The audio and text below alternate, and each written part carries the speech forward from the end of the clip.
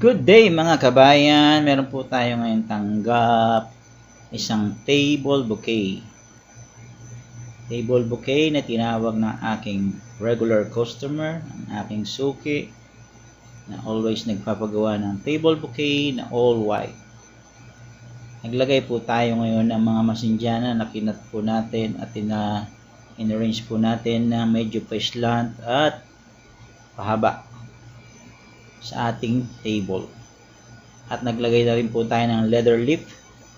Pinutol-putol lang po natin yung leather leaf at i-scattered lang po natin siya sa lahat ng sulok-sulok at mga pagipagitan.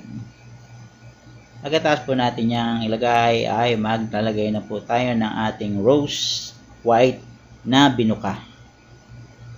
Binuka na po natin yung ating rose white para magmukhang malaki at magmukhang elegante yung ating table bouquet. Center table bouquet po ang ating gagawin. Ito po ibibigay niya or dadalhin niya sa kanyang kaibigan na may engagement. Ang motive nila ay all white, kaya all white po ang pinagawa ng ating regular customer.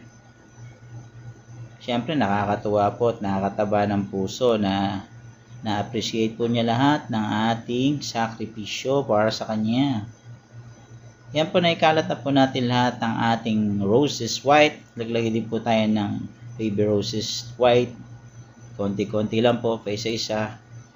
Lagay lang po natin doon sa mga part na wala pang bulaklak. At syempre po, lalagyan din po natin siya ng gypsum sibilia.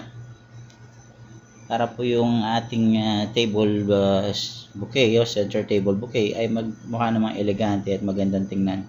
Para hindi kumbaga maraming espasyo. Kailangan matakpan po natin lahat yung space na natitira para magmukha pong elegante at maganda-gandang tingnan ng ating center table bouquet. Ang center table bouquet po na ito is worth 130 SR lang. Pero pinagmukha po natin siyang malaki para po ang ating customer ay matuwa. Yan po, malapit na po natin makumpleto ang ating gypsophilia. Makumpleto na natin lagyan lahat ng mga parte na walang rose or baby roses.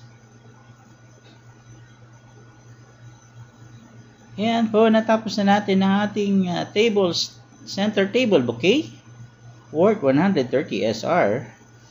I hope po nagustuhan nyo ang aking simple tutorial o simple making of flower dito po sa bansang KSA, Saudi Arabia.